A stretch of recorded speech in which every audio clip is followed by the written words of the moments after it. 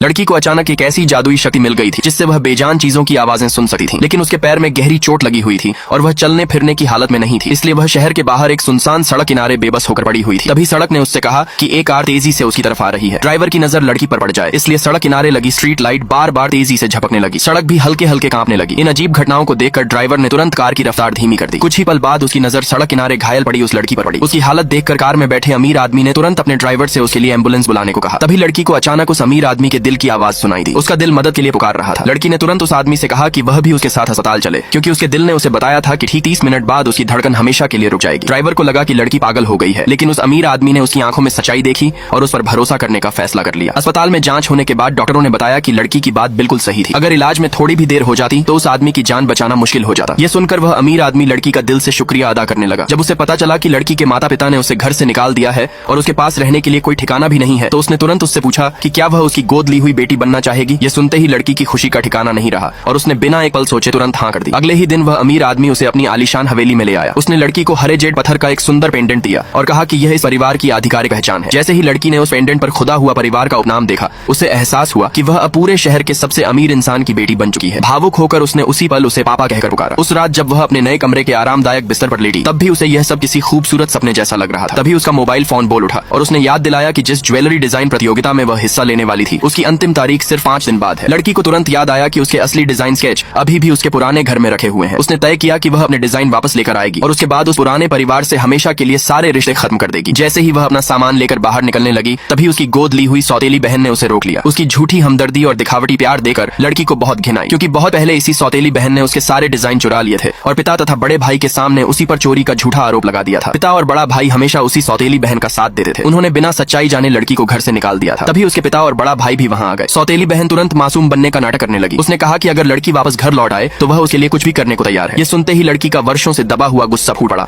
और उसने बिना देर किए उसके गाल पर एक जोरदार थप्पड़ मार दिया। बड़ा भाई तुरंत अपनी बहन के बचाव में आगे आया और लड़की से माफी मांगने को कहा, लेकिन लड़की ने साफ मना कर दिया। उसने कहा कि वह बहुत समय से उसे यही थप्पड़ मारना चाहती थी। ये सुनकर पिता का गुस्सा 7वें आसमान पर पहुंच गया। उन्होंने लड़की को थप्पड़ मारने के लिए हाथ उठाया, लेकिन लड़की तुरंत नीचे झुक गई और उनका थप्पड़ सीधे उनके बेटे के चेहरे पर जा लगा। इससे पिता और भी ज्यादा भड़क गए। उन्होंने गुस्से में चिल्लाते हुए कहा कि आज से उनका और लड़की का रिश्ता हमेशा के लिए खत्म हो गया। अब लड़की भी चुप नहीं रही। उसने वर्षों से अपने दिल में दबा हुआ हर दर्द और हर शिकायत उनके सामने रख दी। उसने उन्हें याद दिलाया कि उन्होंने हमेशा उसकी जगह अपनी गोद ली हुई बेटी को ही ज्यादा महत्व दिया और कभी उसके साथ इंसाफ नहीं किया। लेकिन लड़की को जरा भी अंदाजा नहीं था कि पास में रखा एक मग उसकी सारी बातें सुन रहा था। लड़की का दर्द सुनकर वह मग इतना गुस्से में भर गया कि उसमें से गर्म भाप निकलने लगी। उसने मन ही मन कसम खाई कि अब वह लड़की के साथ हुए हर अन्याय का जवाब देगा। अगले ही पल वह मग जोरदार आवाज के साथ हट गया। उसकी आवाज सुनकर कमरे में मौजूद सभी लोग बुरी तरह घबरा गए। मग के टूटे ही घर की बाकी बेजान चीजें भी जैसे जाग उठी। उन सभी ने एक साथ ऐलान